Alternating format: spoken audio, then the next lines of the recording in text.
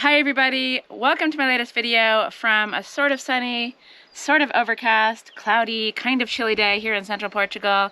We just got into May, and that means it's time for my recap video where I go back over all the things I did in April, which was a lot, and plan ahead to May, which is going to be a lot of exciting stuff.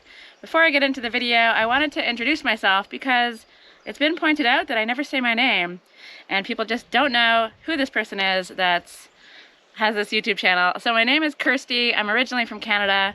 I've been coming to Portugal since 2017, and I bought my place in 2020 and started my YouTube channel about 3 years ago.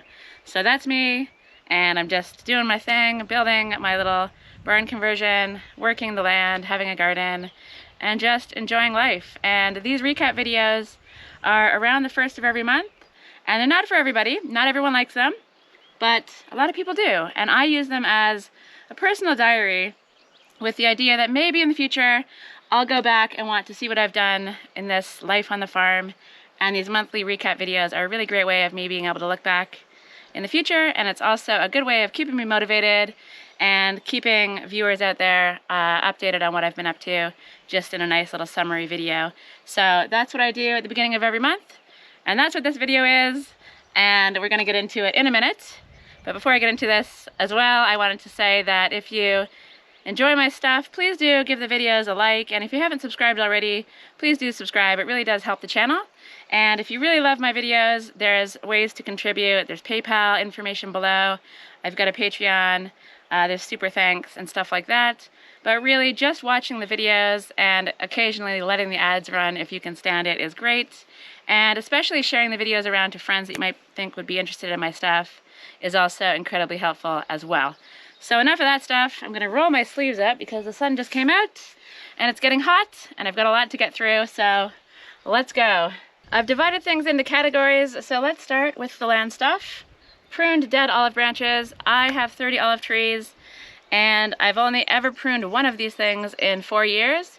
And I didn't actually do proper prunes of any of the trees, but I did cut off all of the stabby, horrible, dead branches that most of the trees had just due to neglect. It means that when I pick the olives in November, I'm not going to be picking amongst all kinds of these horrible, brittle branches, and picking will be much easier, and the olive trees will be a lot healthier. So I got up there with the tool of joy on a stick, the electric clippers, and it was a very satisfying job, and the trees look, I think, so much better, and hopefully will be a lot happier and will give lovely, juicy olives come November.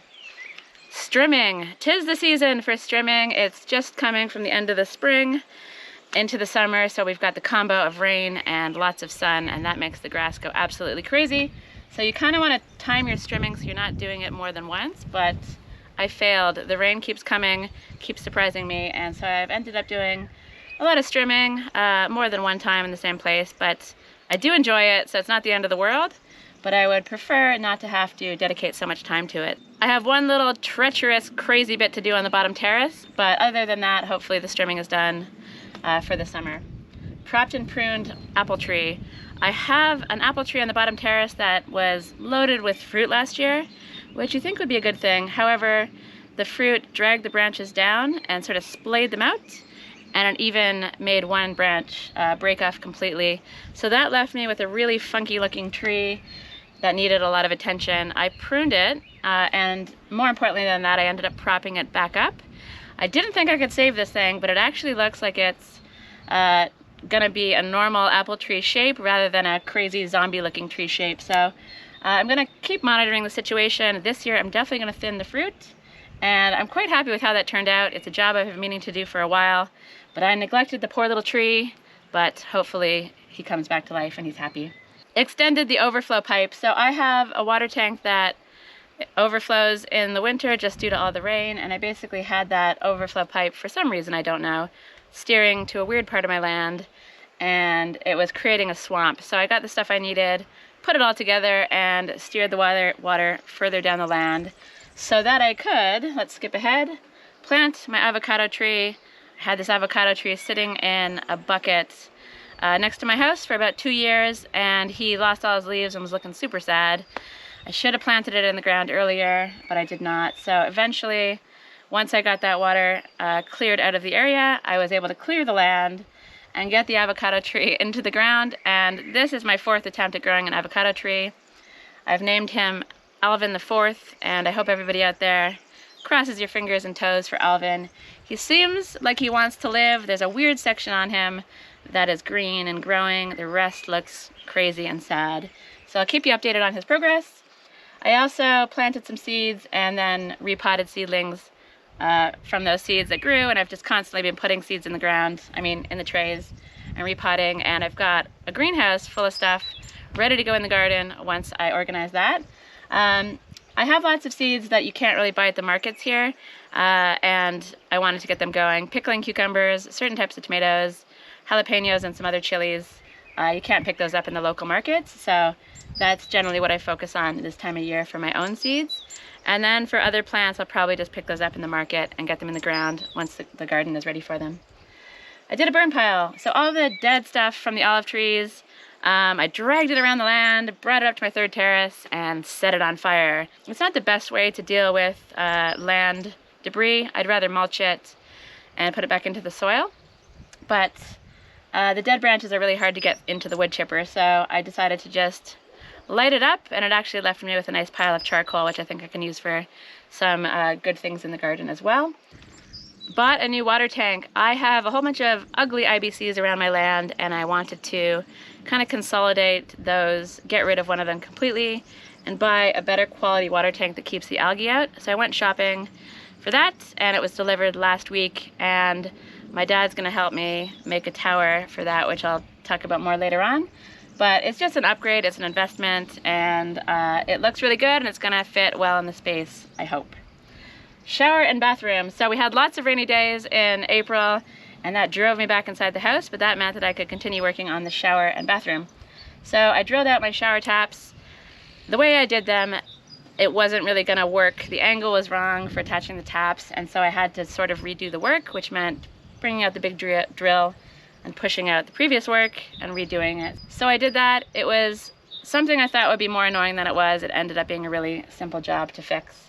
Assembled plumbing parts. I have 0 experience doing indoor plumbing, but I do enjoy outdoor plumbing, so I'd love to learn more about this stuff. So I bought a few things that I needed to do the taps and cut the pipes, assembled them together, and I think I'm gonna really enjoy learning more about that stuff. It was just baby steps, just a small job, but it's gonna be something I do a lot more in the future, I think. Attach the shower head and taps. So once I drilled out the shower tap things, I was able to finally get the shower head and the actual taps on at the correct angle. I screwed the top of the shower head in, which was a job I was a little worried about, but it all worked out okay. And so now the shower, my crazy shower head is on, and I can move on with the next steps for the shower, which was finishing the base layer of the shower.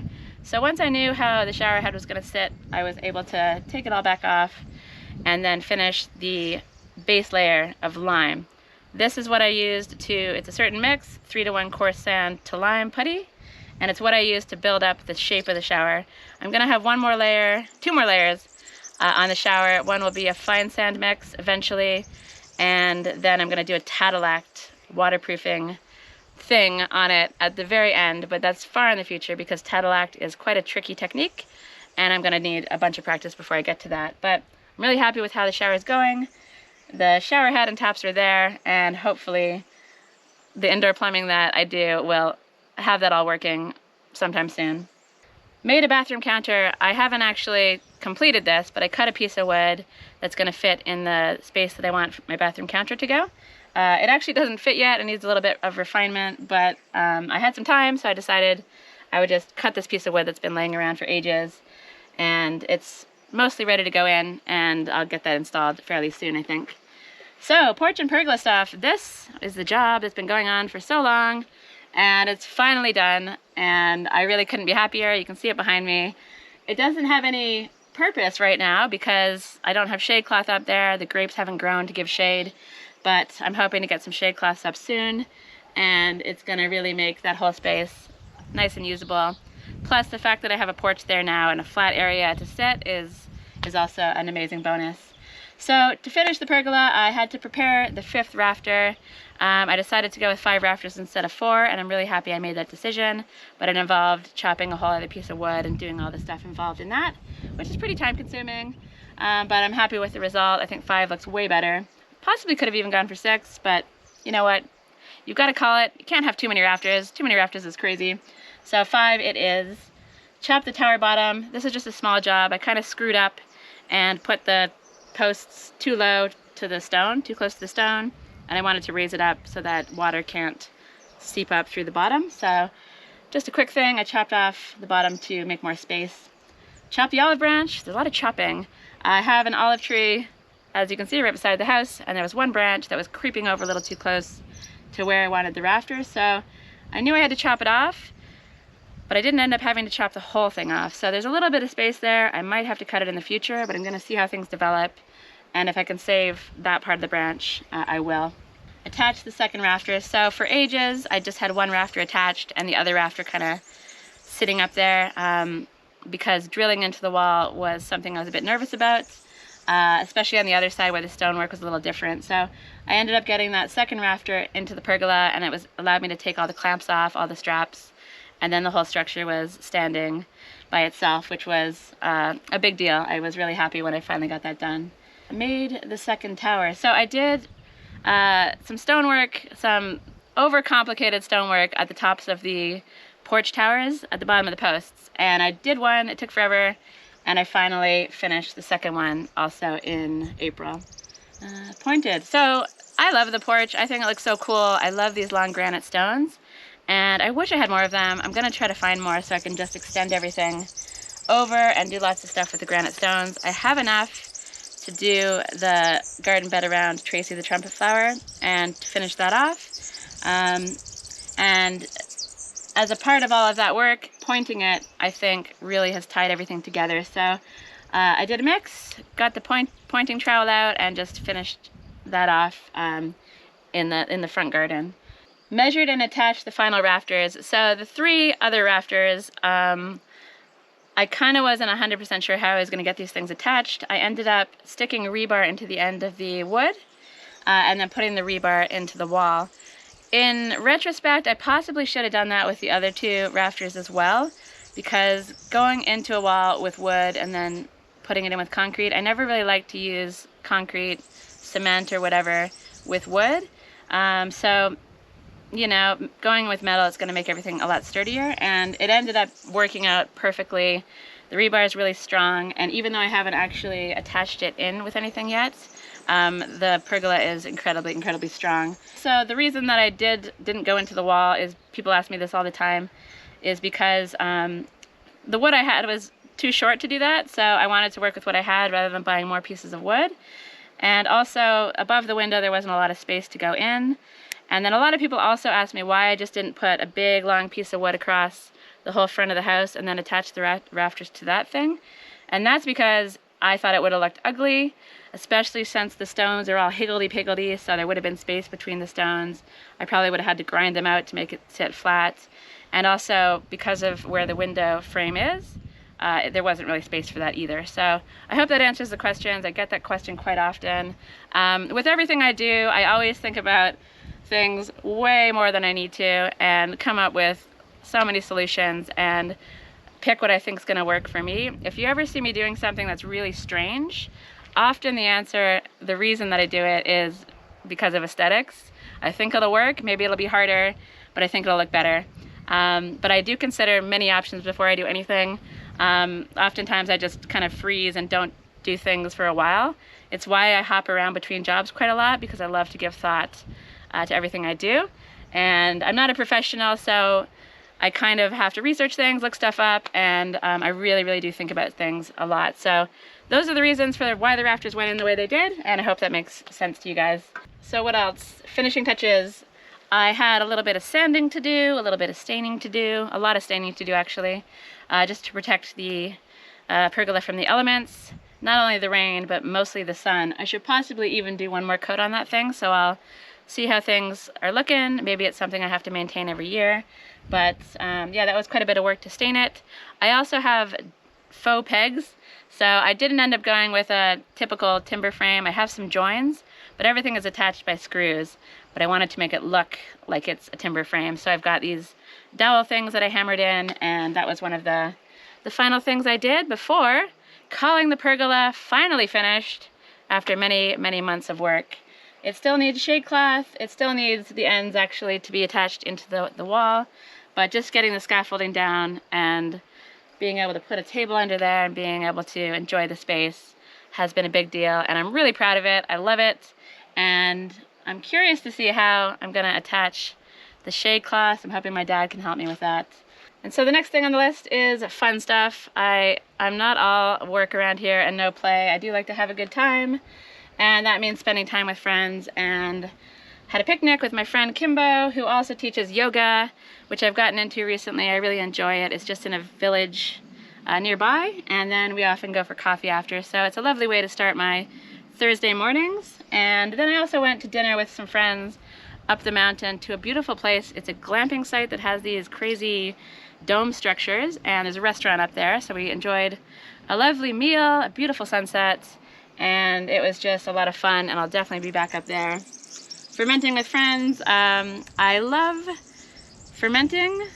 I want to love fermenting. I don't know anything about fermenting. I love pickling, but fermenting, I'm fermenting curious, and so a few of my friends know a thing or two about fermenting, and so we do these chop and chats from time to time where we'll all get together, bring some ingredients, some recipes, chop stuff up, have the chats, and leave the day with some jars of fermented goodies. So I did some garlic, some onions, some carrot stuff, and I think it's all bubbling away down at Sinead's. She's the fermenting mother. She's keeping an eye on everything. And once that's done, we'll do a taste test, and I'll share the results with you guys. I went to some Easter markets. So there was loads of markets on a couple weekends ago. Was it last weekend? 2 weekends ago, I think, over Easter. And Sinead and I went to one where she loaded up on a bunch of plants. We loaded up on cookies. Loaded up on pizza. It was just a nice event to go to. And then we also went to another market after that. So it was a nice, relaxed Sunday, and yeah, it was a lot of fun. And then the funnest thing of all, yesterday, my parents arrived, and it was great. We went for lunch, and they're happy to be here. They're settling in.